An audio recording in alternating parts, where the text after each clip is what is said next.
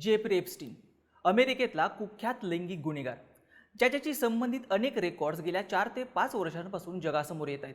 या सगळ्या रेकॉर्ड्सना नाव देण्यात आलंय Epstein files. Donald Trump, Bill Gates, Prince Andrew, Bill Clinton, Epstein फाइल्समध्ये आत्तापर्यंत जगभरातल्या अनेक महत्त्वाच्या व्यक्तींची नावं समोर आली होती। एप्स्टीन फाइल्समध्ये आत्तापर्यंत भारतातल्या कोणत्याही व्यक्तीचं नाव समोर आलं नव्हतं, पण आता एक नाव त्यात समोर आलंय ज्यानं सगळ्या देशाला मोठा धक्का बसलाय। हे नाव म्हणजे देशाचे पंतप्रधान नरेंद्र मोदी यांचं। काँग्रेस पक्षानं दावा केलाय की एप्स्टीन फाइल्समध्ये पंतप्रधान नरेंद्र मोदी यांचं नाव आलंय। ही देशासाठी अत्यंत लाजिरवाणी गोष्ट असल्याचं काँग्रेस पक्षाचं म्हणणं आहे। काँग्रेसच्या या आरोपांवर परराष्ट्र मंत्रालयाकडूनही उत्तर देण्यात आलंय।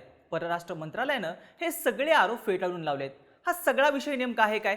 एप्स्टीन फाइल्समध्ये नरेंद्र मोदींचं नाव असल्याचा आरोप का होतोय? या सगळ्या आरोपांवर सरकारनं काय उत्तर दिले पाहूयात या व्हिडिओमधून। नमस्कार, मी ओमकार आणि तुम्ही पाहताय बोलभिडू। देशाचा मुख्य विरोधी पक्ष असलेल्या काँग्रेसनं शनिवारी 31 जानेवारीला हा धक्कादायक दावा केला। काँग्रेस नेते पवन खेरा यांनी सोशल मीडियावरती 2 पोस्ट केले आहेत। या दोन्ही पोस्टमध्ये त्यांनी जेफ्री एप्स्टीन आणि पंतप्रधान नरेंद्र मोदी यांचा उल्लेख केला। मोदी यांनी इस्रायलमध्ये अमेरिकन अध्यक्षांसाठी डान्स केला होता अशा खळबळजनक दावा काँग्रेसनं केला। पवन खेरा आपल्या पहिल्या पोस्टमध्ये म्हणतात की अमेरिकेत मानवी तस्करी, कमी वयांच्या मुलींचं शोषण आणि अत्याचाराच्या आरोपांखाली दोषी ठरवलेल्या जेफ्री एप्स्टीननं लिहिलंय की भारतीय पंतप्रधान नरेंद्र मोदी यांनी माझ्या सल्ल्याचं पालन केलं आणि त्यांनी अमेरिकन अध्यक्षांना फायदा व्हावा म्हणून इस्रायलमध्ये डान्स केला आणि गाणंही गायलं।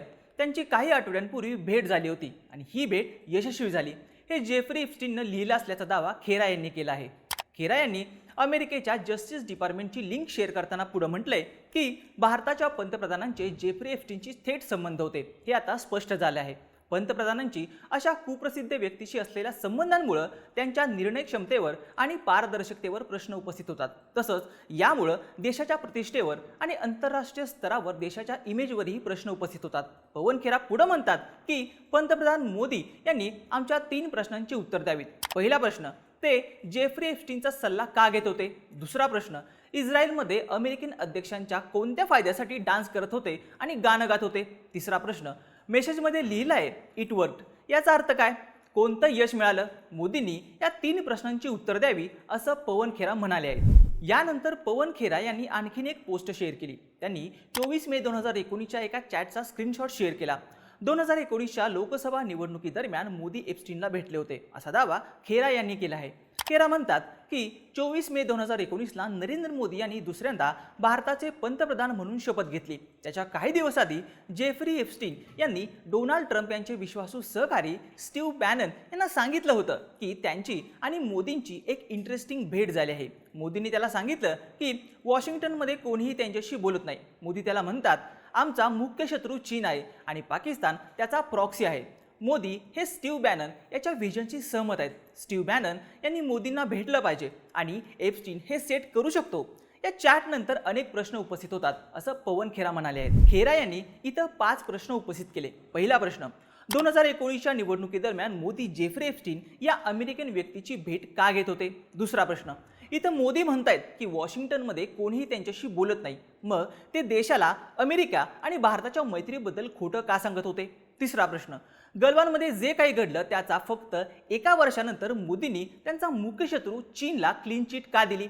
चौथा प्रश्न, मोदी स्टीव्ह बॅनन यांच्या कोणत्या व्हिजनशी सहमत आहेत? पाचवा प्रश्न, बॅनन आणि मोदी यांच्यात बैठक झाली का? या बैठकीत काय चर्चा झाली? या 5 प्रश्नांची उत्तरं देशाला मिळाली पाहिजेत असं पवन खेरा म्हणाले।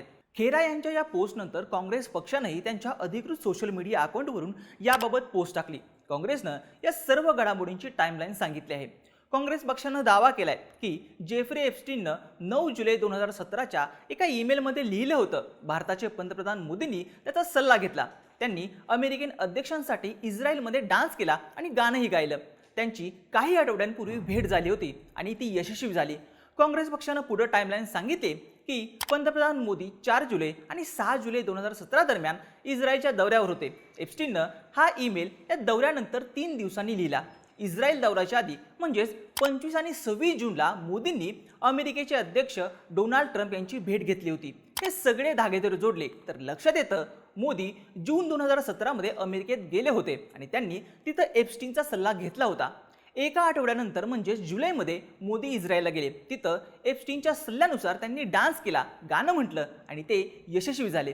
मोदी आणि एप्स्टीनचे असे संबंध असणं ही भारतासाठी लाजिरवाणी गोष्ट असल्याचं काँग्रेस पक्षानं म्हटलं आहे. काँग्रेस पक्षानं 31 जानेवारीला हे दावे केले. त्यानंतर देशाच्या परराष्ट्र मंत्रालयाकडून यावर तातडीनं उत्तरे देण्यात आलं.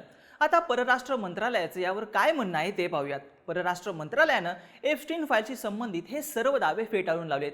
हे दावे निराधार असल्याचं मंत्रालयाचं म्हणणं आहे. परराष्ट्र मंत्रालयाचे प्रवक्ते रणधीर जयस्वाल यांनी शनिवारी एक निवेदन जारी करून म्हटलं की भारत सरकारनं एप्स्टीन फाईलशी संबंधित ईमेलची दखल घेतली आहे, ज्यात पंतप्रधान मोदींच्या इस्रायल भेटीचा उल्लेख आहे. पंतप्रधान मोदींनी 2017 मध्ये इस्रायलला अधिकृत भेट दिली होती, पण ईमेलमध्ये केलेले इतर सर्व दावे पूर्णपणे निराधार आहेत. ईमेलमध्ये लिहिलेल्या गोष्टी हे एका दोषी गुन्हेगारांचे हास्यास्पद विचार आहेत, त्याला कोणताही आधार नाही, अशा दाव्यांकडे दुर्लक्ष केलं पाहिजे असं सरकारनं म्हटलंय. आता काँग्रेस पक्षानं केलेल्या या दाव्यानंतर एप्स्टीन फाईलचा मुद्दा पुन्हा एकदा चर्चेत आलाय. डिसेंबर महिन्यात महाराष्ट्राचे माजी मुख्यमंत्री पृथ्वीराज चव्हाण यांनी दावा केला होता की एप्स्टीन फाईल्समधल्या गोष्टी उघड झाल्यानंतर देशाच्या राजकारणात मोठी खळबळ उडू शकते, देशाच्या पंतप्रधानांची खुर्ची धोक्यात येऊ शकते, अशा आशयाचा दावा चव्हाण यांनी केला होता. डिसेंबर महिन्यातच हे घडू शकतं असं सुद्धा ते म्हणाले होते, पण तेव्हा तसं काही घडलंच नाही. आता मात्र हे दावे नव्यानं समोर आल्यानंतर चव्हाणांचं ते वक्तव्य पुन्हा एकदा चर्चेत आलंय. खरं तर या दाव्याच्या टायमिंगवरही सवाल उपस्थित होत आहेत. जेफ्री एप्स्टीन आणि पंतप्रधान मोदींचे संबंध हे अशा वेळी समोर येत आहेत जेव्हा भारतानं युरोपियन युनियन सोबत ऐतिहासिक फ्री ट्रेड डील साईन केली आहे. 27 जानेवारीला भारत आणि EU यांच्यात ट्रेड डील झाली. ही डील अमेरिकेला मान्य नाहीये. भारतानं अमेरिकेसोबत डील करावी असा दबाव ट्रम्प भारतावरती टाकत आहेत. आता भारत आणि EU यांच्यातल्या या डील नंतर 4 दिवसांनी म्हणजेच 31 जानेवारीला मोदी आणि जेफ्री एप्स्टीनचे संबंध असल्याचा दावा करणारे ईमेल्स उघड झाले आहेत. त्यामुळं हे ट्रम्प यांच्याकडून मोदींवर दबाव टाकण्यासाठी जाणून बुजून केले जात आहे का अशी शंकाही उपस्थित केली जाते. एकूणच काय तर एप्स्टीन फाईल्समधल्या या नव्या दाव्यानंतर देशाच्या राजकारणात मोठी खळबळ उडण्याची शक्यता आहे. आतापर्यंत या फाईल्समध्ये एकाही भारतीय व्यक्तीचं नाव समोर आलं नव्हतं. आता मात्र पंतप्रधान मोदींचं यात नाव आल्याचा आणि त्यांचे एप्स्टीनशी संबंध असल्याचा दावा केला जातोय. त्यामुळं आता या प्रकरणात पुढं काय होतं, एप्स्टीनच्या ईमेल्समधून आणखीन काय गोष्टी उघड होतात याकडे सर्वांचंच लक्ष असेल. तुम्हाला याबाबत नेमकं काय वाटतं? मोदी आणि एप्स्टीनचे संबंध असू शकतात का? तुमचं मत आणि प्रतिक्रिया आम्हाला कमेंट करून नक्की कळवा. आणि अशाच माहितीपूर्ण व्हिडिओसाठी बोल्ड व्हिडिओच्या YouTube चॅनलला सबस्क्राईब करायला विसरू नका.